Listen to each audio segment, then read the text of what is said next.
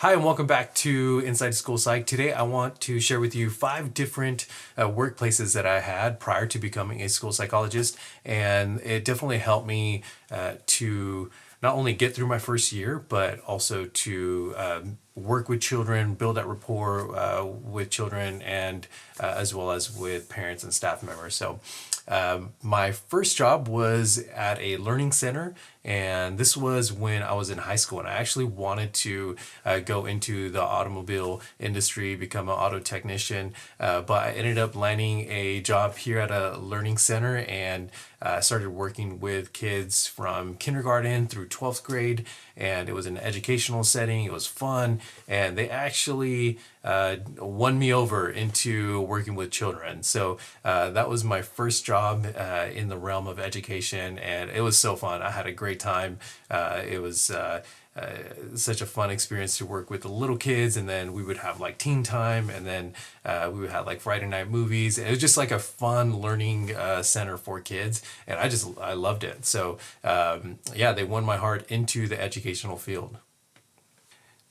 The second place that I worked at was at the university. I went to Cal Baptist University. This is not affiliate marketing. I am not endorsing them whatsoever. If they want to pay me, cool. Not, that's cool too. But I did go to Cal Baptist, and I worked at various jobs there. And the reason why I bring these jobs, like I was a what we call a focus leader there. I was a resident assistant, and I was able to work with peers. And I think that really helped develop that rapport building with students that were my age, younger than me, and working with staff members there. So that definitely helped me out a lot and helped me build, like I said, that rapport building process. And it was super fun being able to not just work with my peers, but also be able to get to know people and engage them in necessary conversations. So it was really fun, and I had a great time working at the university there.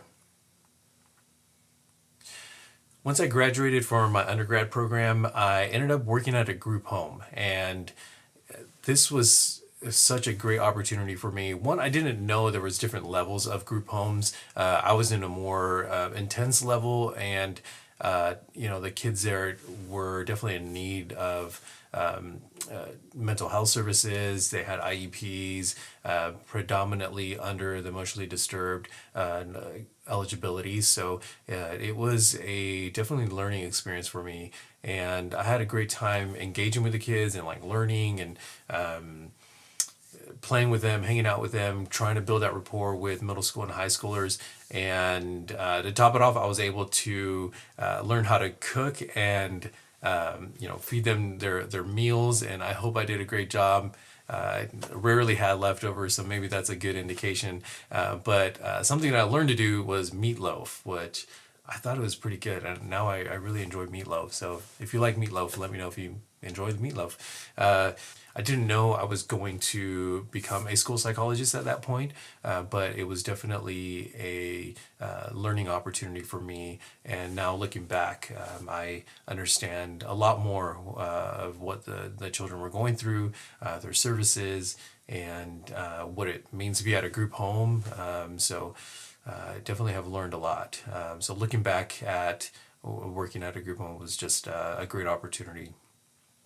The fourth job that I had outside of my undergraduate program was working at a family resource center in the heart of San Bernardino, and I was able to serve families through job leads, parenting classes, utility bill support, and shelter as well. So working in the heart of San Bernardino was just humbling, and thankful to have been able to serve in this community.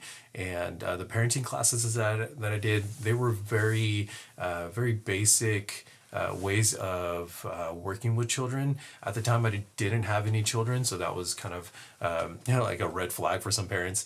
But the way I approached it was just advocating really for children and just saying like these are some strategies that we can use so that our children could be safe, that we could honor them, and they could grow up to be responsible adults. And so they're just very simple ways of working with kids. And I was thankful to have been able to participate in that because a lot of the parents unfortunately did lose their opportunity legally to become parents. So they were actually taking my class to get their parental rights back. And so it was a great opportunity, a very humbling opportunity. So I'm just very thankful for that time.